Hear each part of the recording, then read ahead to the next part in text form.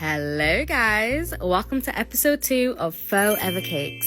Cakes that will last forever because they're what? Faux! That's right. Let me just tell you though, this episode is a mess. A lot of things went wrong. There were a lot of mistakes and mishaps, but I persevered and it came out cute, so just stick with me. First mistake. I added way too much water to the polyfiller this time. I think I was overconfident and I was like, oh yeah, water just makes everything better. No.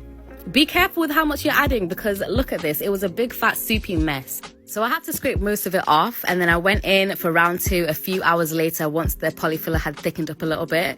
While I was decorating this cake, right, I was watching this series called Dead to Me on Netflix. And I know it came out a few years ago, but I'm late to the party. And why did no one warn me? It was so traumatic. Yes, it's funny, but traumatic. Almost as traumatic as me adding this glitter to this cake. Like, it was so splotchy. I hated it. So I decided to scrape it off. And I was at the last episode, right, of Dead to Me. And just listen to me cry, guys. I was a mess. Oh my days.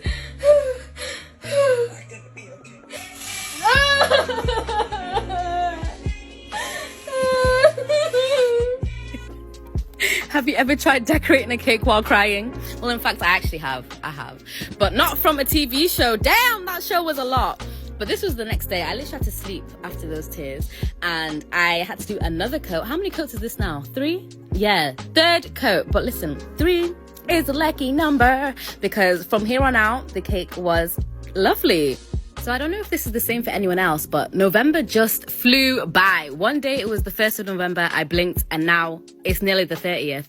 My photo shoot was happening in 3 days, so I had to use my blow dryer to dry this quickly. That's why the rim is a little bit lighter in the middle, because it's not fully dry, but I was working on a time crunch.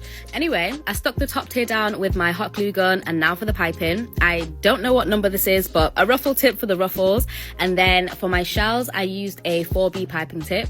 And just to make this extremely clear, guys, I bought new piping tips just for these fake cakes.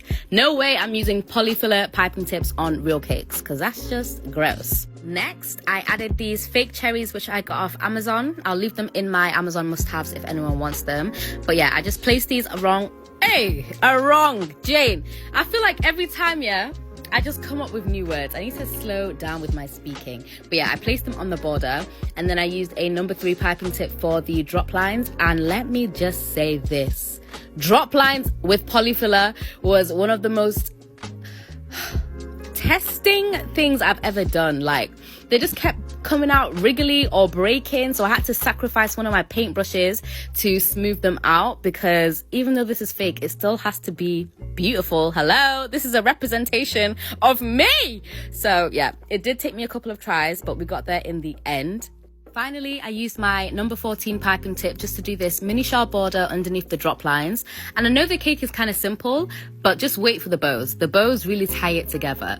Tie it together, pun not intended.